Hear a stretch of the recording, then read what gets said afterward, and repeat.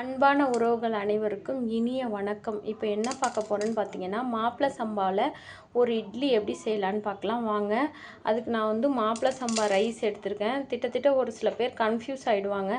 மாப்பிள சம்பா ரைஸும் கருப்பு கவுனி ரைஸும் ஒரே மாதிரி இருக்கும். ஆனால் கருப்பு கவுனி ரைஸ் வந்து நல்லா பிளாக் கலரில் இருக்கும். இது கொஞ்சம் பார்த்திங்கன்னா மெரூன் கலரில் இருக்கும். அரிசி கொஞ்சம் மொத்தமாக இருக்கும்.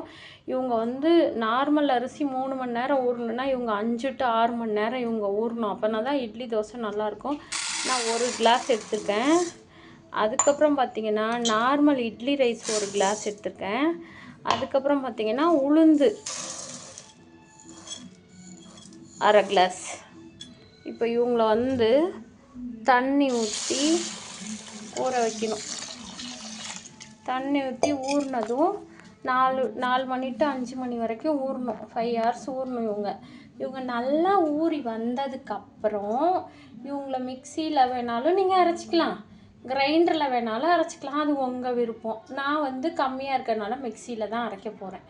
மிக்சியில் நல்லா அரைச்சிட்டு கொஞ்சம் குறன்னு இருக்கணும் இட்லிக்குன்னா. ரொம்ப நைஸாக அரைச்சிங்கன்னா நல்லா இருக்காது.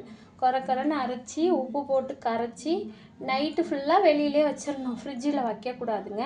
ஃப்ரிட்ஜில் வச்சா மாவு புளிக்காது, இட்லி நல்லா இருக்காது. அதுக்கப்புறம் இவங்கள நீங்கள் வெளியிலே வச்சுட்டு காலையில் இட்லி ஊற்றுனீங்கன்னா இட்லி சூப்பராக இருக்கும். அடுத்த வீடியோ நான் இட்லி சுட்டுட்டு இட்லியோடு சேர்த்து வீடியோ போடுறேன். Okay bye, thank you.